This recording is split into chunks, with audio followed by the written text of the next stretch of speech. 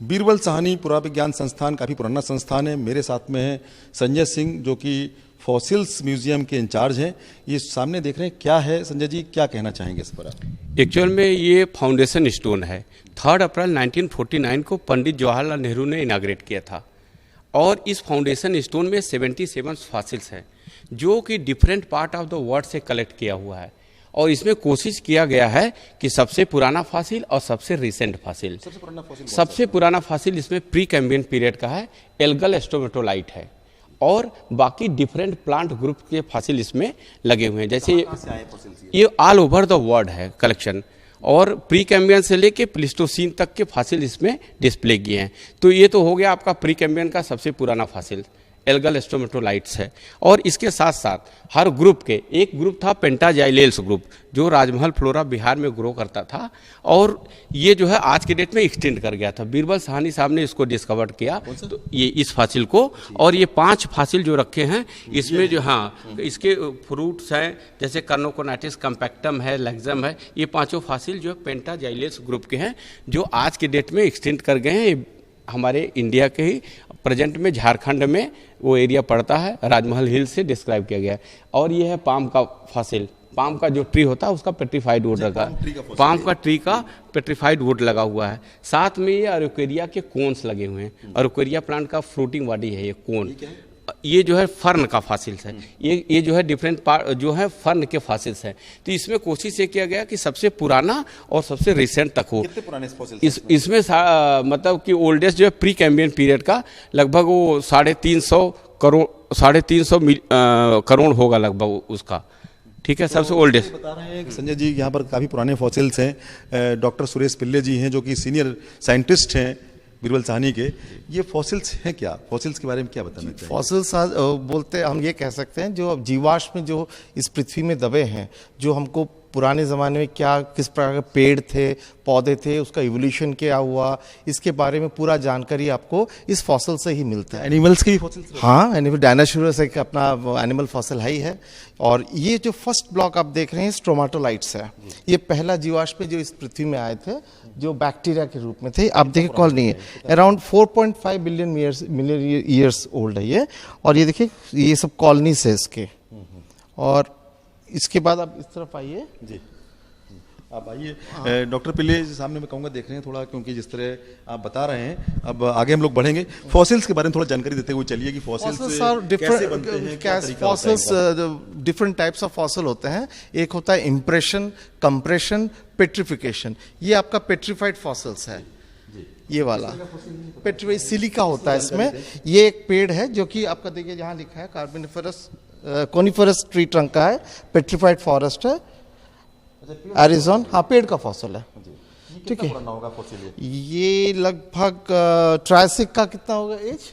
लगभग ये 20 करोड़ वर्ष पुराना फॉसिल है, काफ़ी पुराना फॉसिल है। आप देख सकते हैं इस फॉसिल्स में। और मेरे साथ में एक वैज्ञानिक और हैं। मैडम, आपका नाम क्या है?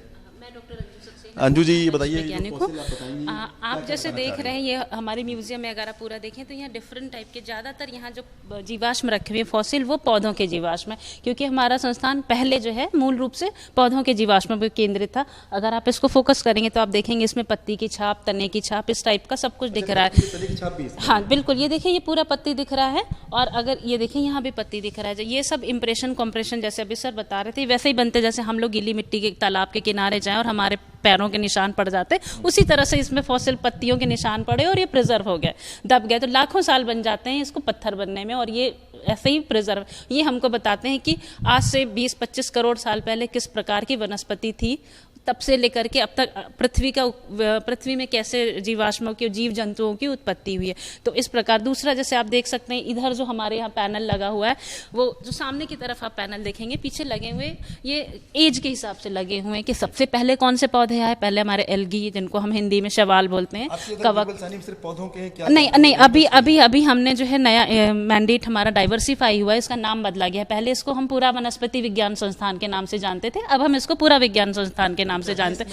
तो एनिमल्स के फॉसिल पे हमारे 2 वैज्ञानिक हैं। अभी म्यूजियम में नहीं, आप देख रहे हैं कि नया बिल्डिंग बन रहा है, तो उसमें कुछ आपके जीव जंतुओं के उसमें उनके भी फॉसिल्स रखे हुए मिलेंगे आपको, जैसे आपके गाय हो गए, उनके हंस हो गए। आप ही यहाँ पर वैज्ञानिक हैं, स्वाति जी क्या बताना चाहेंगी दर्शकों को? जैसे कि आपने कहा फॉसिल्स क्या हैं, तो फॉसिल्स जैसे इम्प्रेशंस भी हो सकते हैं, ट्रेस फॉसिल्स भी हो सकते हैं। जैसे कि आपने जुरासिक पार्क पिक्चर फिल्म्स देखी होगी, तो उसमें देखा होगा कि डायनासोर्स के डंग, तो वो भी एक तरह के ट्रेस फॉसिल्स हैं, जिससे हमें ये पता चलता है कि उसको अगर हम उस पर रिसर्च करें तो हमें पता चलेगा कि उसका खान पान कैसा था, ऐसी कौन सी वनस्पति थी जो डायनासोर खाते थे।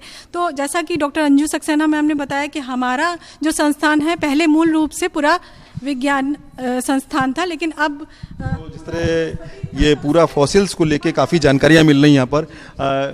डॉक्टर साहब आपका नाम क्या है? डॉक्टर अरविंद सिंह। अरविंद जी, जो फॉसिल्स हैं आप देख रहे हैं सामने, काफ़ी बड़ा फॉसिल दिख रहा है, ये क्या फॉसिल है और किस तरह की जानकारी आप देंगे?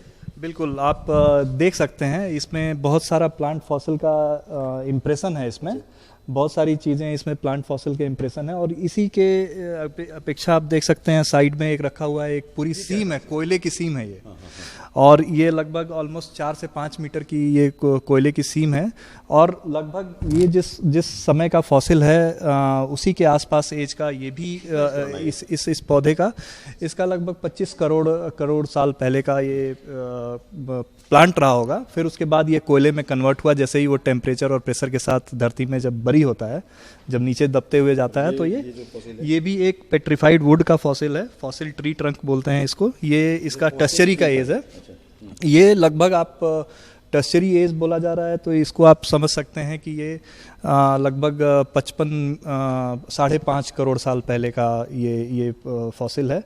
ये सारे जो प्लांट के जो फॉसिल, ट्रंक के फॉसिल, लीफ के फॉसिल, ये सब हमें हेल्प करते थे जो समय का कोयला जो आज की डेट में हम यूज़ करते हैं। कितना फ़ायदेमंद है आज के विज्ञान के लिए, क्योंकि ये सबसे बड़ी बात है, कुछ ना कुछ तो फ़ायदा होगा। बिल्कुल फ़ायदेमंद आजकल अगर देखा जाए एनवायरनमेंट पॉइंट ऑफ व्यू से, तो कोयला जलाना ऑब्वियसली उसमें बहुत सारी टॉक्सिक गैसेस रिलीज होती हैं, बट जब आजकल मॉडर्न और नॉन रिन्यूएबल रिसोर्सेज जो थे और रिन्यूएबल रिसोर्सेज जब अब आ गए हैं, जैसे जैसे एडवांसमेंट, साइंस की एडवांसमेंट हो रही है, बट फिर भी आज की डेट में बहुत सारा यहाँ पे बहुत सारी कंट्रीज़ हैं जो यूज़ कर रही हैं फॉर जनरेशन ऑफ इलेक्ट्रिसिटी। वो तो ठीक है, लेकिन इनकी जो तमाम जानकारियाँ हैं आज के युग में ये किस रूप में फायदेमंद हैं? ये आप डॉक्टर साहब आप बताएं, पहले साहब आप बताएं किस रूप में इनको आप देख रहे हैं आज की डेट में, तमाम इससे अध्ययन हो रहा है, तमाम पुरानी जानकारी मिल रही है, इससे तो हमको इससे पहले ये हमको जानकारी मिलेगी इस यहाँ के किस प्रकार के पेड़ पौधे हुआ करते थे पृथ्वी में, उसका इवोल्यूशन कैसे हुआ, और उसके बाद हम लोग का जो रॉक्स होते हैं उसका उम्र क्या है, ये भी हमारे स्टडी से पता चलता है। और इससे और आगे क्या होगा हम लोग की अर्थ में, जो क्योंकि कोई भी चीज़ जो पुराने ज़माने में हुआ है वही आगे भी रिपीट होता है।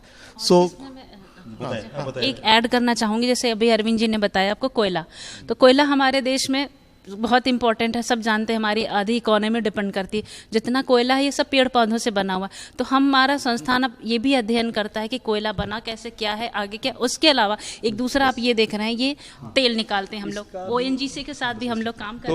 तो जिस तरह अंजू जी और तमाम हमारे डॉक्टर पिल्ले बता रहे थे कि जो फॉसिल्स हैं वो वर्तमान समय में ये बताते हैं कि धरती पहले कैसी थी, उसमें क्या क्या विशेषताएं थीं।